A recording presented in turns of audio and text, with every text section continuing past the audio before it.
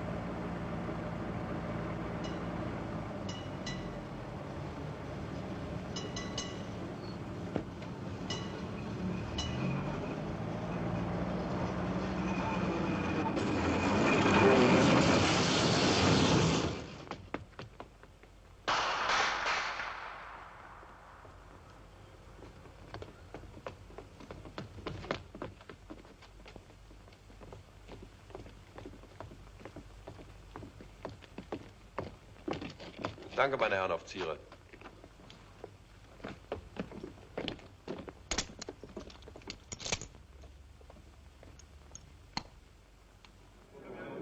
Si vous pouvez vous asseoir. Il faut arrêter, autrement il ne revient plus. C'est simple, alors. Vous m'entendez, monsieur?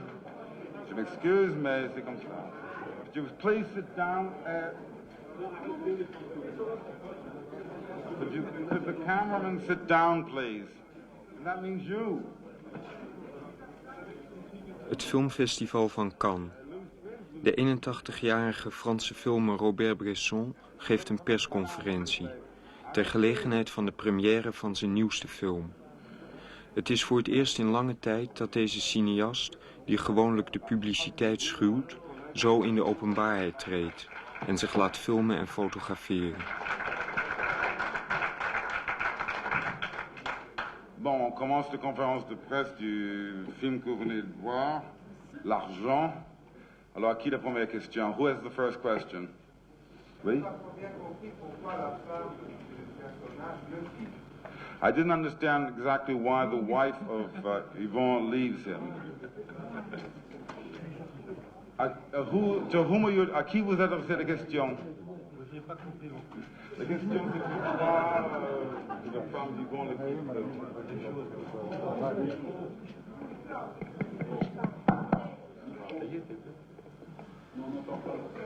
Je dis que je n'ai pas compris non plus. La femme non plus, personne n'a compris. Il ne s'agit pas de comprendre, il s'agit de sentir, ce n'est pas la même chose. It's not a question of understanding, it's a question of feeling, which is not exactly the same thing.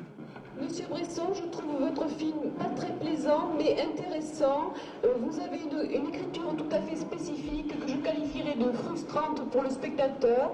Si vous êtes d'accord avec cet adjectif-là, qu'est-ce que vous en pensez? Et pourquoi faites-vous des films frustrants pour les spectateurs? Pourquoi faites-vous des films quoi? Why do you make films that frustrate the spectator? And do you agree that you do? Oui.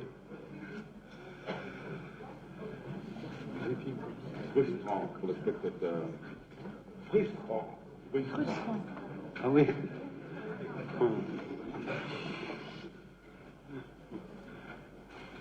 De quel spectateur parlez-vous? De vous? What spectators are you talking about?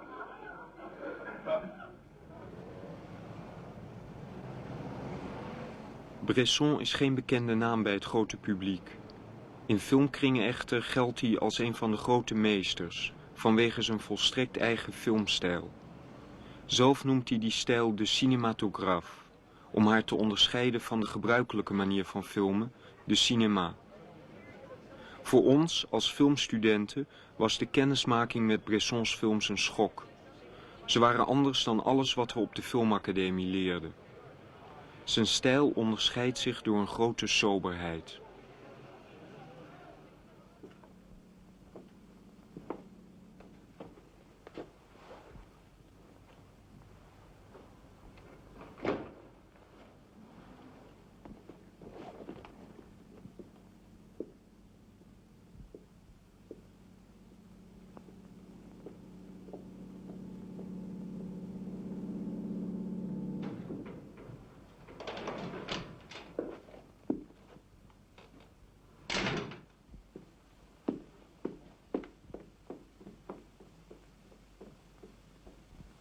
Tu sais où tu vas?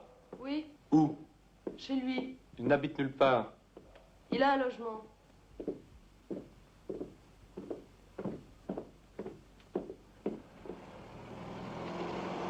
Tu vas faire mourir de chagrin tes parents. Je n'y peux rien.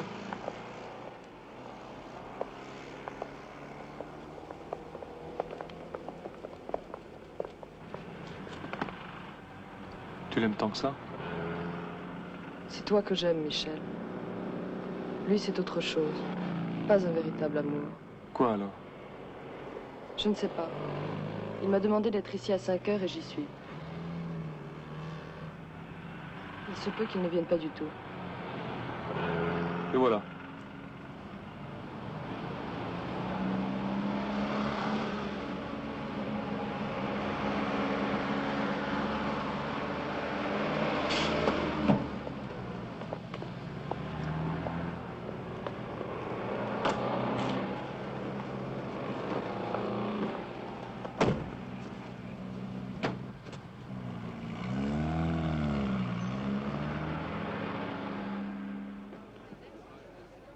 We zagen die stijl in Bressons oude zwart-wit films, maar ook in zijn meest recente, over onze generatiegenoten.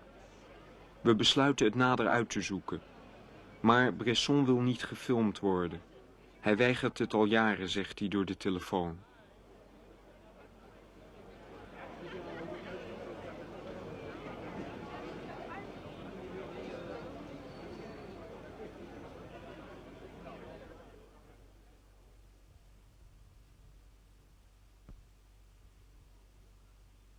Er zijn niet veel biografische gegevens bekend over Bresson. Geboren in 1901, maar volgens hemzelf 6 jaar later. Na een klassieke schoolopleiding werkzaam als schilder en modefotograaf. In de jaren 30 overgestapt naar film. Schrijft enkele scenario's en regisseert een korte komedie die nooit is teruggevonden. In de oorlog, in krijgsgevangenschap, ontstaat het idee voor zijn eerste speelfilm. Deze realiseert hij in 1943. 1945. 1951. 1956. Je me souviens que je le regardais travailler et ça paraissait à la fois très simple et complètement incompréhensible. C'est-à-dire que personne sur le plateau ne semblait comprendre ce qu'il faisait. Il refaisait, par exemple, un plan très simple, il le refaisait 50 fois. Et on ne savait pas très bien pourquoi il le refaisait 50 fois. Mais je comprends ça très bien, moi, maintenant que je fais des films, parce que ça m'arrive aussi, et quelquefois, comme metteur en scène, les techniciens me regardent comme si j'étais fou, parce que je cherche quelque chose, mais je ne sais pas très bien quoi, et puis ça arrive, je dis, voilà, c'est ça que je cherchais, mais je ne savais pas le dire. Et je crois que Bresson, sa méthode est une méthode de recherche. Je ne crois pas qu'il sait exactement ce qu'il fait quand il travaille, mais je crois que c'est pour ça qu'on lui reproche souvent d'avoir des dépassements dans ses films et de dépasser ses budgets. C'est parce qu'il cherche, et il cherche tout seul. Et il trouve, il finit par trouver, mais c'est toujours très mystérieux, et c'est quelque chose que je crois qu'il ne peut pas vraiment lui-même savoir à l'avance.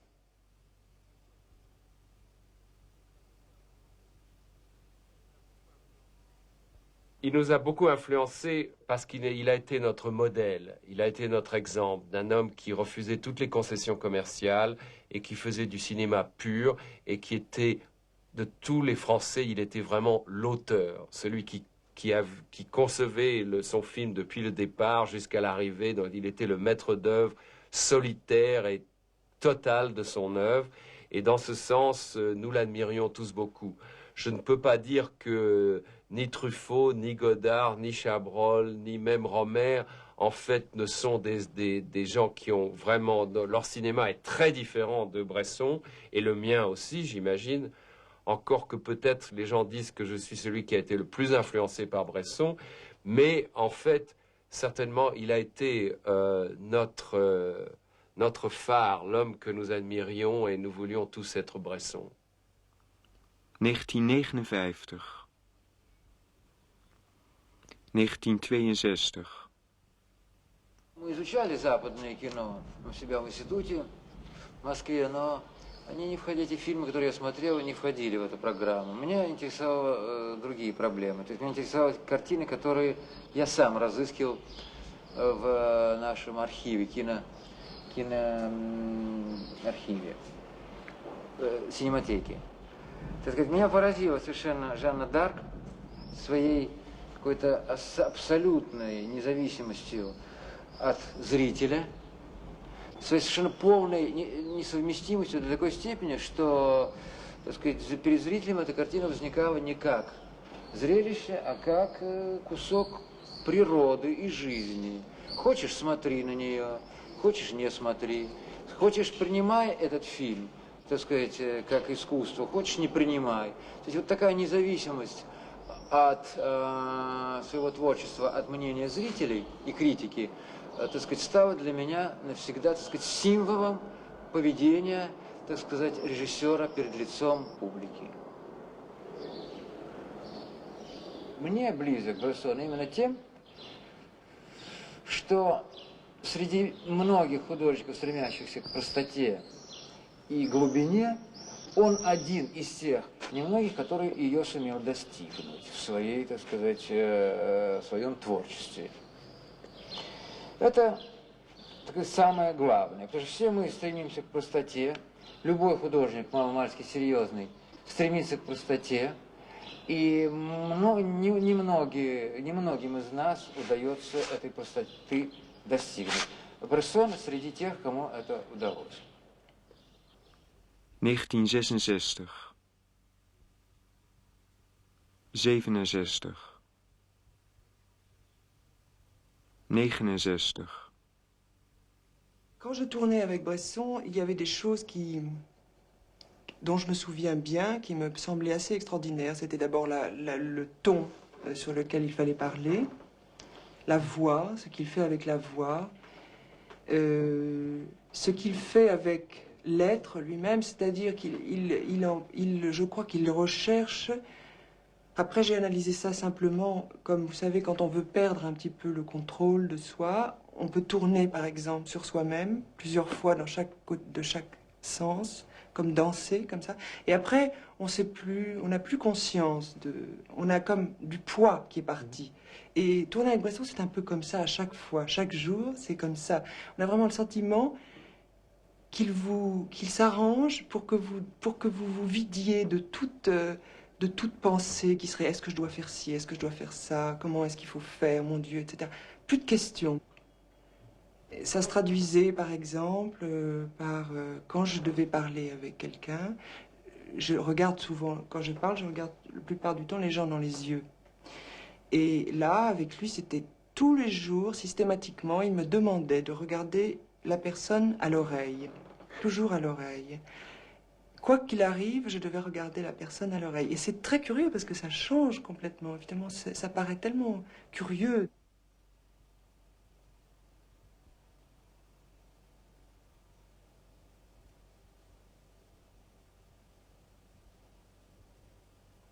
Quand on a tourné avec Bresson, on a du mal après à devenir vraiment acteur, c'est-à-dire à exhiber de façon...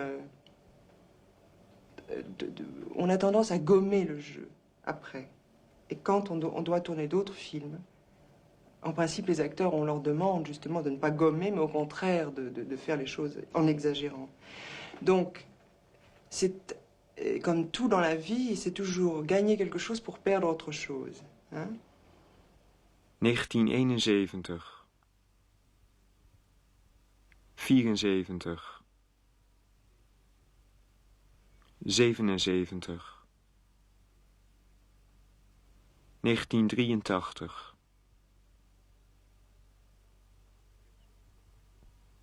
Bresson heeft maar 13 films gemaakt in een periode van 40 jaar. Films die veel prijzen hebben gewonnen, maar weinig publiek trokken en in een enkel geval zelfs leidden tot het faillissement van de producent. Allô, c'est Majestic. Bonsoir, est-ce que vous pouvez me donner la chambre de Monsieur Bresson, s'il vous plaît?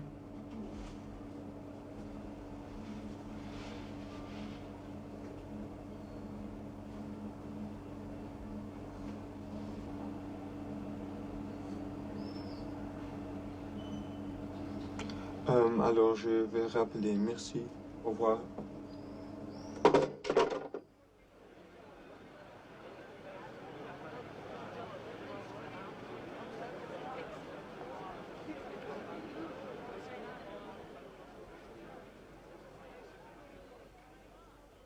Bresson spreekt zich niet graag uit over zijn films. Maar enige jaren geleden verscheen er een boekje van hem met aantekeningen over zijn filmstijl die hij door de jaren heen had verzameld.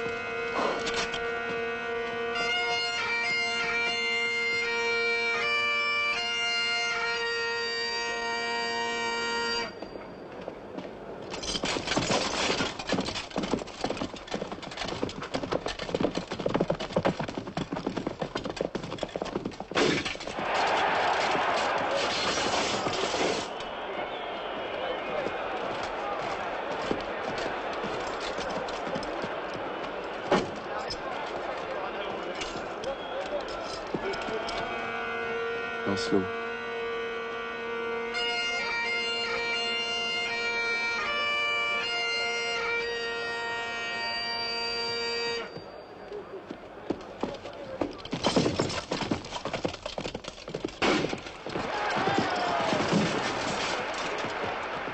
Lancelot.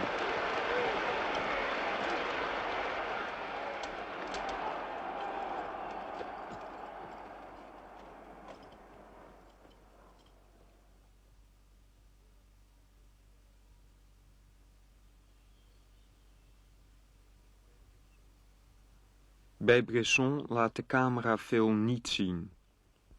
Vaak zien we alleen stukjes, onderdelen van een groter geheel. Hier wordt een heel riddertoernooi weergegeven met slechts een paar beelden, die telkens herhaald worden. Van een vlag, paardenbenen, een lans. Nooit zien we de toernooibaan in zijn geheel. De beelden laten alleen het hoognodige zien, de essentie.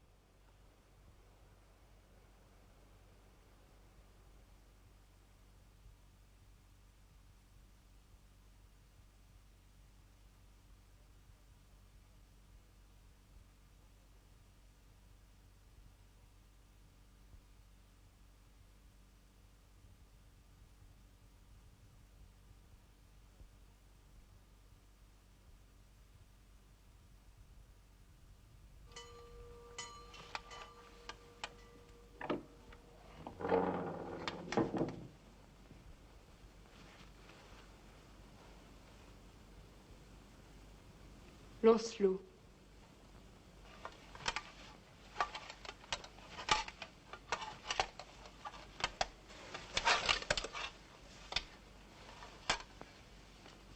Guenièvre. Tu es vivant et tu es là. Rien plus jamais ne t'écartera de moi.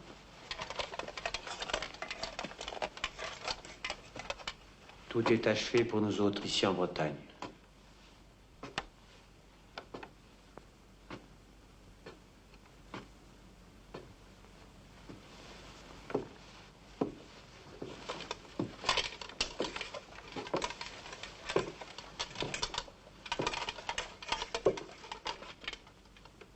Je ne puis plus attendre. Dis-le, ce mot. Je t'aime. Encore. Répète une fois encore. Je t'aime, il faut me croire. Je te crois. Mais qu'as-tu? Donne-moi la main.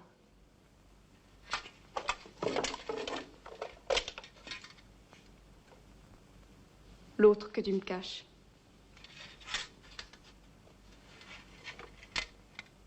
Ton doigt est vide. Tu as retiré mon anneau.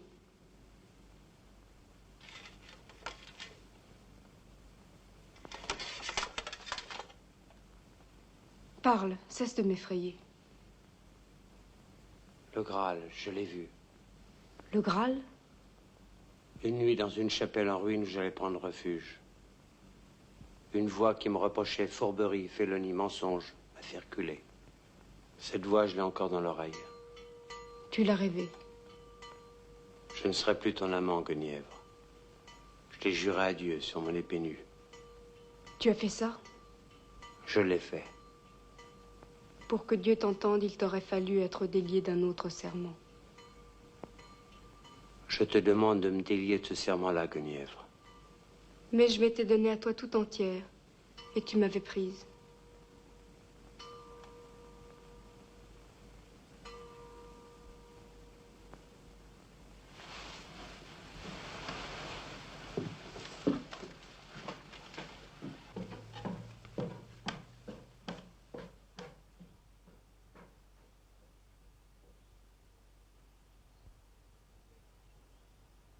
Bij Bresson wordt niet geacteerd zoals we het gewend zijn.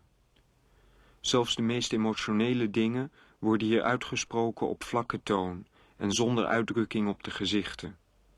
Het lijkt soms wel of deze personen tegen zichzelf praten. Bresson werkt ook nooit met professionele acteurs. Die horen thuis in het theater, vindt hij. Hij gebruikt uitsluitend nieuwelingen. Modellen noemt hij ze. En hij oefent vaak langdurig met hen om ze de teksten te laten uitspreken zonder enige intonatie.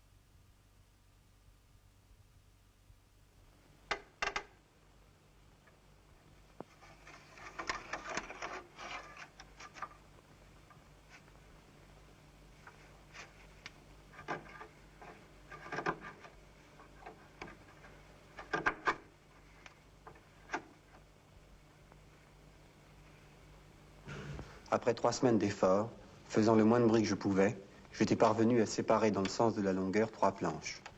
Mais elles restaient fixées au cadre en haut et en bas par des tenons contre lesquels se tordait le manche de ma cuillère.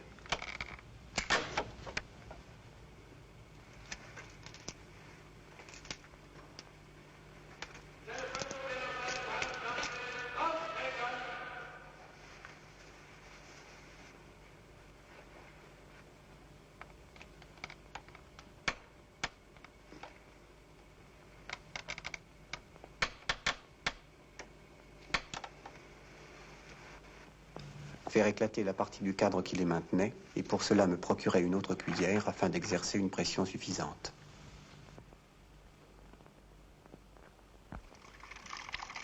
La Bible? J'ai de la chance. Un miracle. C'est vrai que depuis hier, tout a changé. Silence, pas parler. Moi aussi, j'ai de la chance.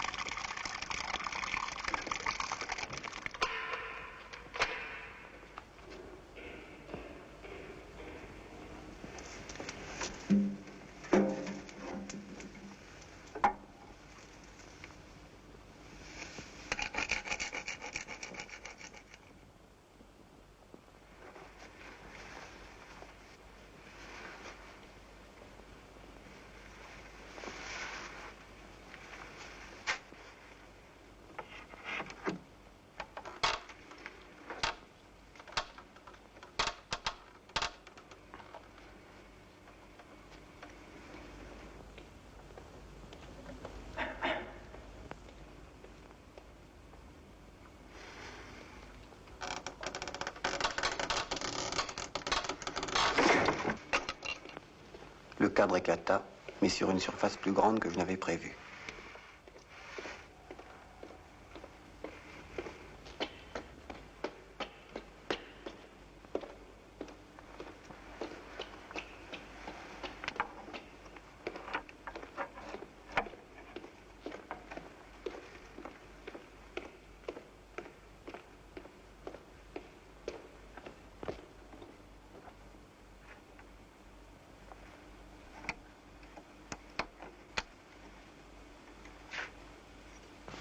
Je pus remettre le morceau en place et le faire tenir.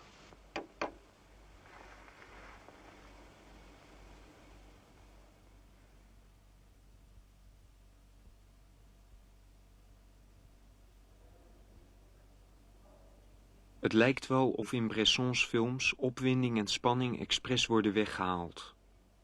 In deze film is de afloop van het verhaal al bekend door de titel. Er is weinig actie en er gebeuren helemaal geen spectaculaire dingen. Wel is er veel herhaling. Er heerst een ritme van gelijkmatigheid. De gevangene vertelt bovendien vaak letterlijk wat er ook al in beeld zichtbaar is. En ook wordt er geen muziek gebruikt om het spannend te maken.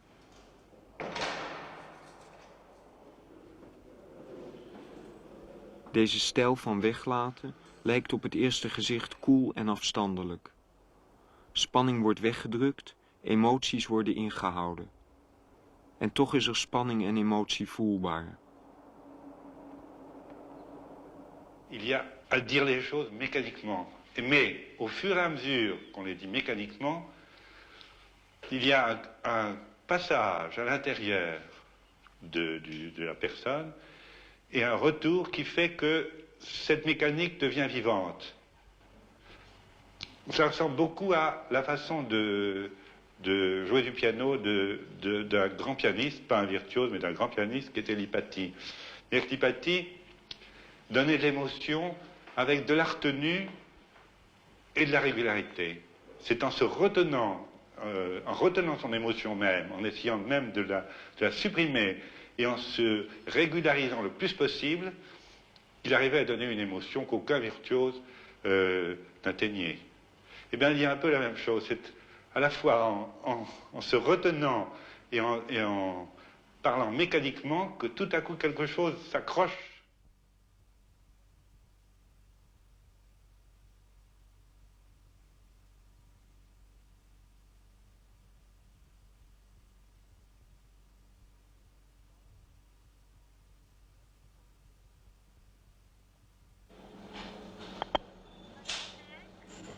Bonjour, est-ce que vous pouvez me donner la chambre de monsieur Robert Bresson, s'il vous plaît? Oui.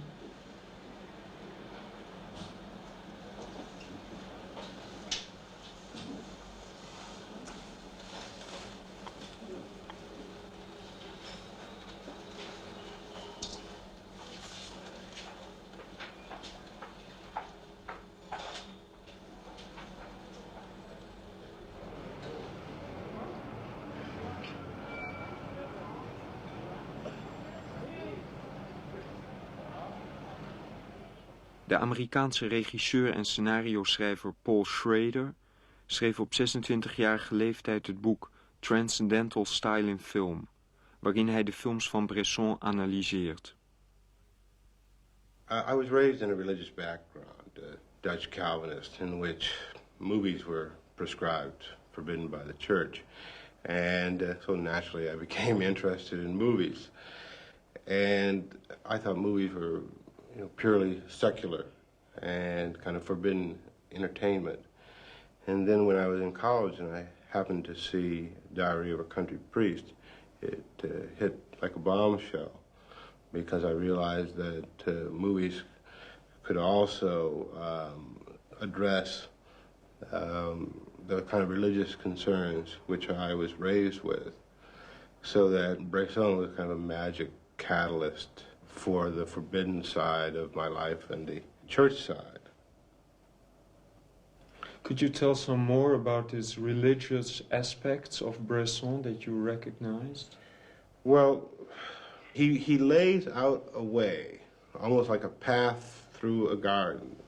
And if you walk this path and see what he shows you, you will eventually reach a point where your eyes will be lifted toward a deeper, more spiritual feeling. And this is a transcendental style. And it strikes me that this style works at three different stages. One is a meticulous recreation of daily life, to give the viewer the sense that nothing can happen. So that mundane events, the quotidien, over and over again. Often you hear or see the same thing 2-3 times on top of each other.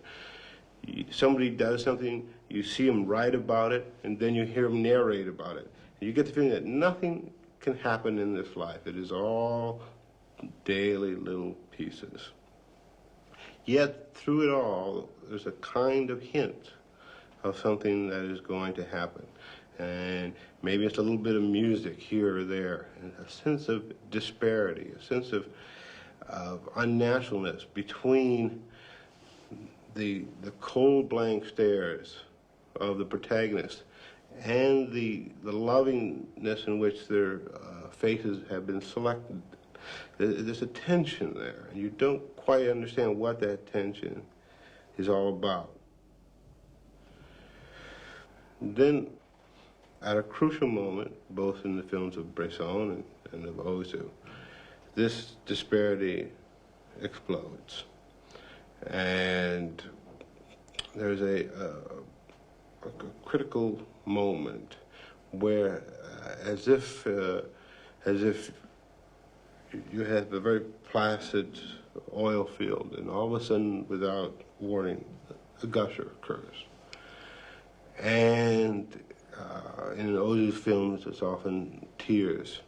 And in Bresson's films, it's a kind of burst of emotional involvement, like at the end of Pickpocket, when he says, Jean, it's taken me so long to come to you. And then the audience is battered by this sudden eruption of emotion, and then there's a peace again. And the peace is usually followed by a symbol and icon, whether that be the burning stake in Jeanne d'Arc, the cross in Country Priest, and that is the stasis.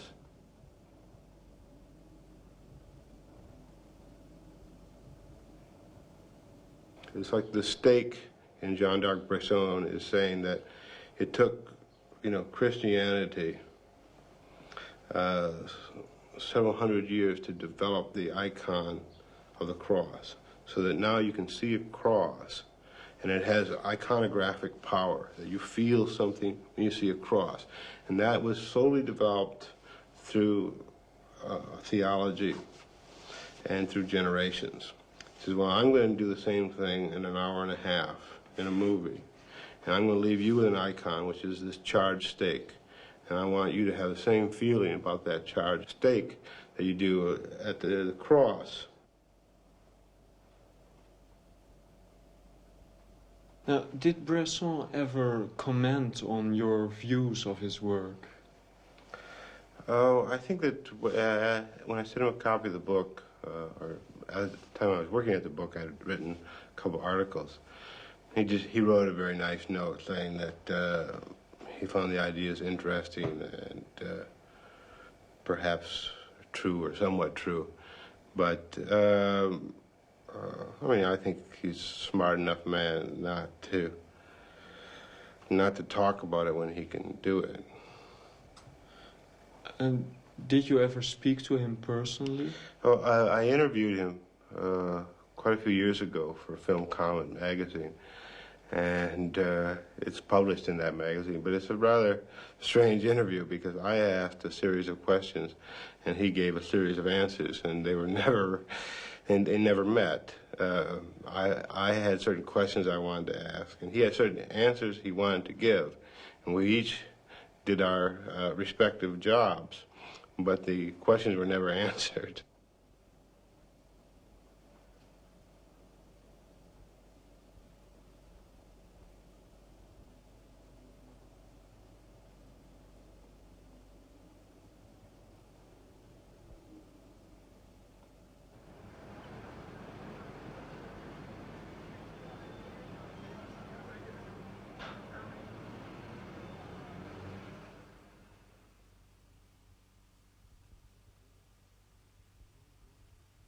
Een jonge dorpspastoor wordt verteerd door een heilig lijden. Hij vindt rust in het aanvaarden van de dood. Een ter dood veroordeelde gevangene probeert te ontsnappen. Door een combinatie van doorzetten en toevalligheden lukt het hem tenslotte. Jeanne d'Arc volhardt tegen enorme druk in haar geloof dat ze door God gestuurd is. De dood op de brandstapel betekent voor haar een verlossing. Het zijn verhalen van lijden en loutering. De hoofdpersonen bereiken tenslotte een verlossing. Het accepteren van hun lot betekent voor hun een bevrijding.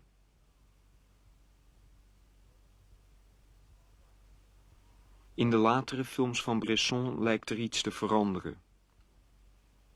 Een jong meisje ziet geen perspectief in haar liefdeloze bestaan en kiest voor de dood. Een man probeert na te gaan of hij schuldig is aan de zelfmoord van zijn jonge vrouw.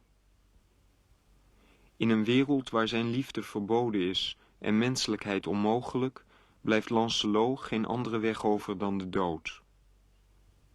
Een jonge scholier vindt nergens een reden om te blijven leven en laat zich tenslotte doodschieten.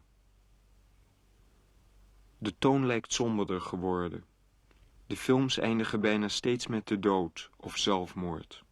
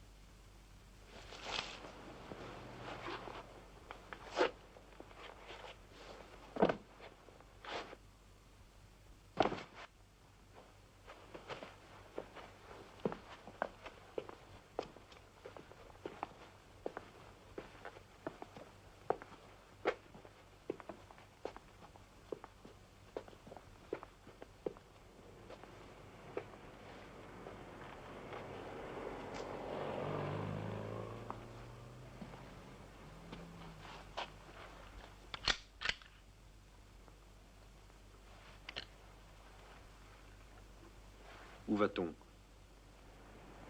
Comme tu veux. Ici ou là.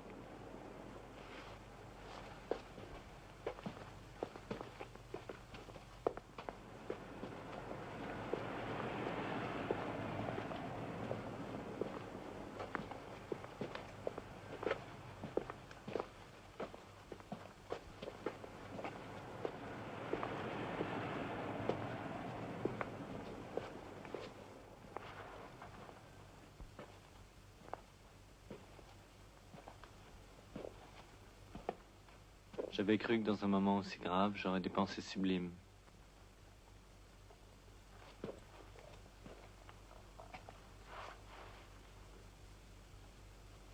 Tu veux que je te dise à quoi je pense?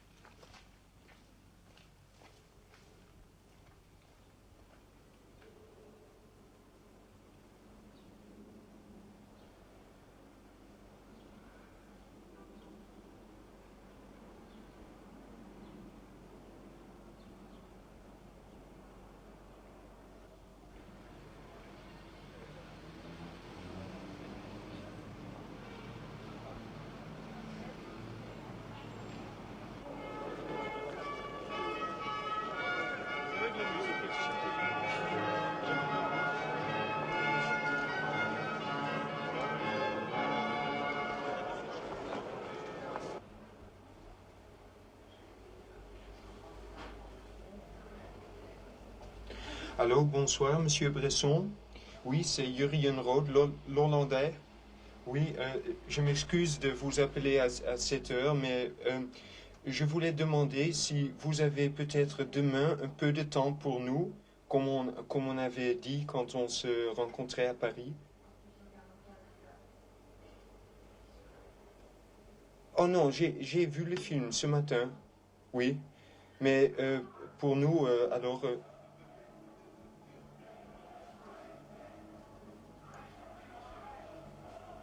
Bien. Oui, pour venir avec les 2 ou 3 petites questions, c'est comme on avait dit.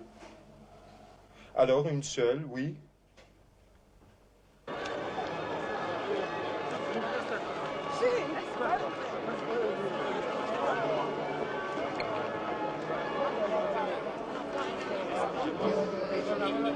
On va remarquer au passage l'arrivée de l'équipe de Monty Python.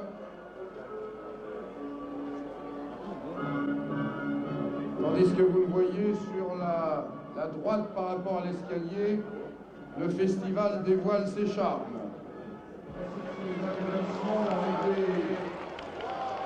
Mademoiselle Formarmentière, venue directement du Nord jusqu'à Cannes, en compagnie de Louis Gasset, Valérie Monod.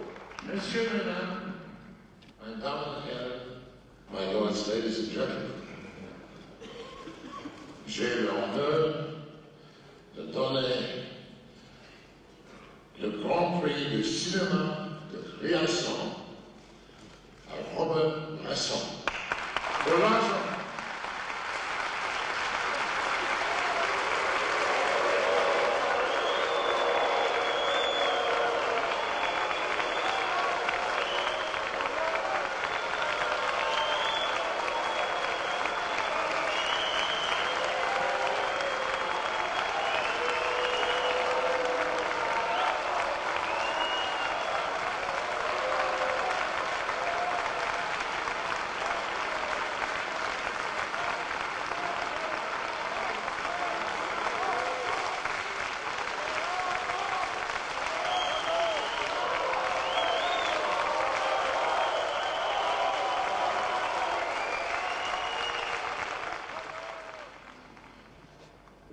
Monsieur Bresson, en regardant vos films, on a le sentiment qu'il y a une morale là, une morale assez sombre, disons, assez pessimiste. Et on a même le sentiment que pendant vos films, la morale est devenue plus sombre, tant qu'on avait le sentiment que c'était presque une contradiction entre ce pessimisme et la beauté de la forme. D'abord, je vais vous dire quelque chose.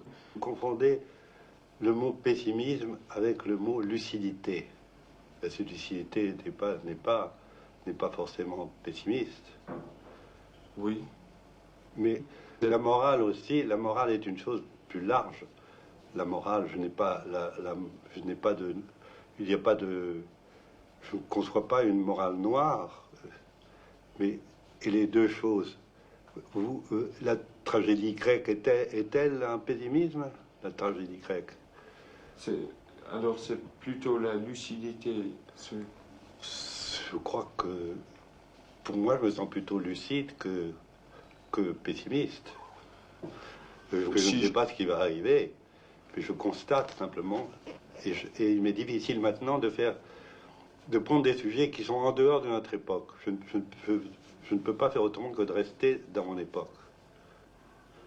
Je sens qu'il y a des menaces très lourdes sur le monde entier et qu'il vaut mieux être lucide sans être forcément pessimiste. Vous vous regardez pas comme pessimiste, c'est ça? Non, l'alliance de la recherche de la beauté et d'une certaine lucidité, les deux choses ne se contredisent pas du tout, mais pas du tout. Je ne vois pas qu'il y a contradiction. Mais la beauté dans le cinématographe doit être neuve. Je veux dire,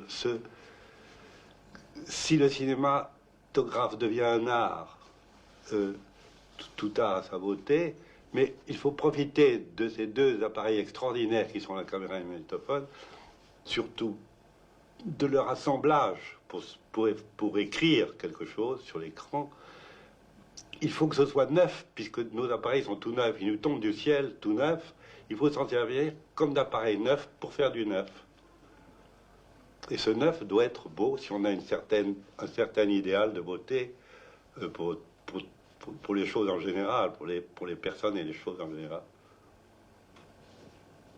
Est-ce que vous croyez que vous êtes changé pendant votre œuvre, disons... J'espère que j'évolue, en effet, et je pense que ce dernier film a pour moi en tout cas du nouveau, c'est-à-dire à la fois un acharnement à vouloir les choses concentrées, rapides, et neuves, et en même temps une grande liberté, une grande spontanéité, une grande liberté. Je fais ça parce que je le sens, donc je le fais. Tant pis si c'est pas bien, si c'est bien, bravo. Mais voilà comment j'ai travaillé. Malheureusement, il y a tout un public, qui fait tout le public du cinéma, que les Français appellent le ciné, qui est la simple photographie du théâtre. Alors, ils veulent pour ça d'abord qu'on voit les personnes entières, et pas leurs mains, ou leur visage, ou leurs coudes, ou leurs jambes. Moi, quand je traverse un boulevard, je vois des jambes qui marchent, des jambes en marche. J'ai fait des jambes en marche. Je n'ai pas eu une seconde d'hésitation. C'était ça pour moi le boulevard à Paris. Mais ils n'ont pas vu qu'il y avait tout de même une certaine beauté à faire le personnage qui arrivait parmi ces jambes, qui était jambe lui-même, et qui tout à coup s'asseyait et que nous ayons en pleine vision.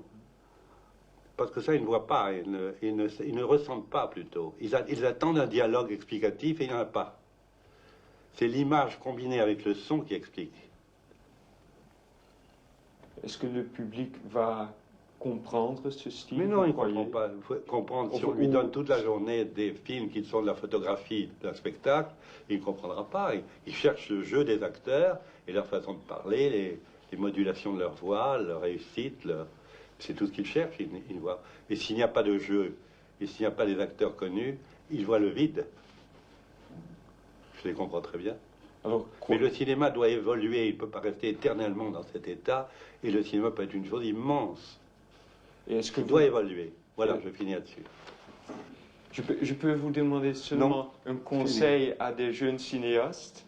C'est la dernière question. Je finirai par une phrase de Stendhal qui est très belle, que vous connaissez sûrement, qui est « Ce sont les autres arts qui m'ont appris l'art d'écrire ».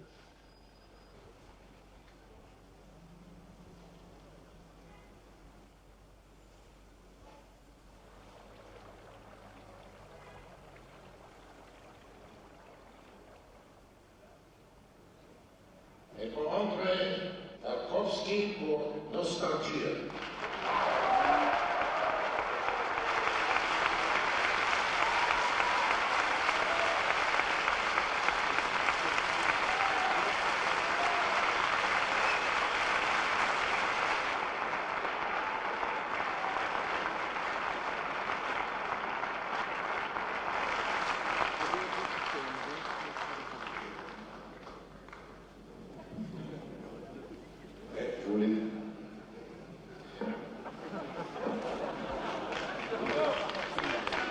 Dans le silence, avouez que c'est quand même un beau plateau, donc si on fait ça. Merci beaucoup. Merci. Est-ce que